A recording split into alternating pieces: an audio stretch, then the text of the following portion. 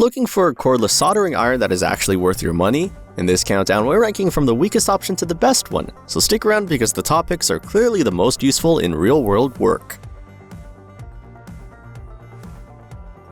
Coming in last place, we have this compact battery-powered model. It's small, light, and easy to carry. But in this lineup, it feels more like a basic emergency tool than something you would want to rely on for regular soldering. What it does well is portability. It heats up fairly quickly, gives you a few voltage levels to work with, and the lightweight body makes it easy to toss into a drawer, a bag, or a small toolkit. If all you need is a simple cordless option for tiny touch-ups, it can get the job done. But compared with stronger tools in this review, it just doesn't have the same heat reserve or the same confidence when the job gets tougher. That is really the issue here. The battery is small, the power is modest, and the runtime is shorter than the better choices on this list. In my experience, that usually means you start out fine, but once you hit a larger joint or need steady heat for longer work, the tool begins to feel outmatched. It's not the worst idea for very light use, but it is the weakest overall performer in this group. This one makes the most sense for casual hobby use and very occasional repairs, especially if size matters more than performance. If you want something a little more modern and convenient though, the next option steps things up. Links to all the products from this review at the best price are in the description under the video.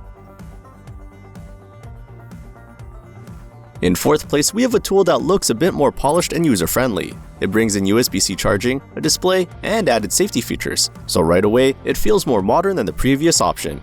There is a lot to like on the convenience side. The temperature range sounds flexible, the rechargeable design is easy to live with, and features like auto sleep and shut off make it feel less bare bones. For a beginner, that can be reassuring. Compared with the EVOD Twist, it's the easier product to fit into a normal everyday routine because charging and handling are more straightforward. But here's the catch. The stated output is very low, and that matters. A soldering iron can have nice features, but if it can't keep heat where it counts, those extras only go so far. Against the butane models, and especially the top rechargeable pick, this one looks underpowered for anything beyond light-duty work. So while it feels more refined than the product below it, it still doesn't have the same real working strength as the better ranked options. This is a reasonable pick for light hobby tasks and simple household fixes, especially if you want USB-C convenience. But if you need more versatility and stronger field performance, the next product is a much more capable step up.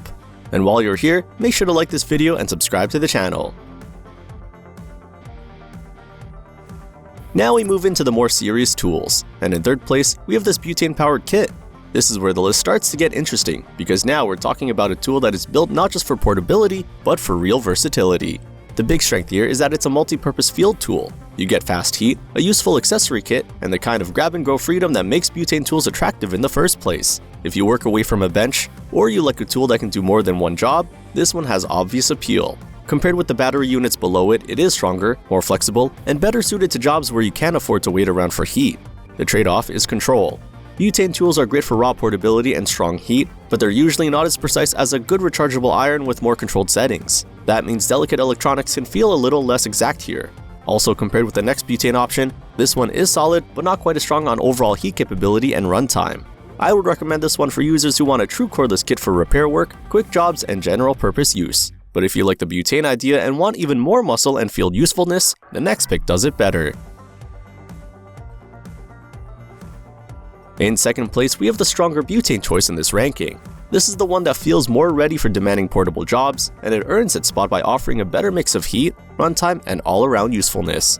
What stands out most is the balance. It gives you strong output, long runtime for a cordless tool, and the kind of 3-in-1 flexibility that makes it useful well beyond a single task. Compared with the LX model, this one feels more capable when the work gets tougher. It's better suited to heavier jobs, field repairs, and situations where you need solid heat without being tied to a cable or battery pack.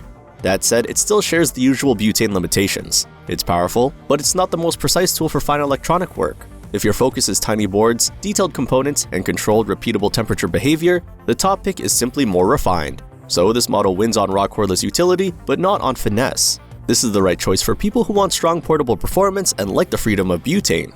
But for the best actual soldering experience in this lineup, especially for careful detail work, the final product takes the crown.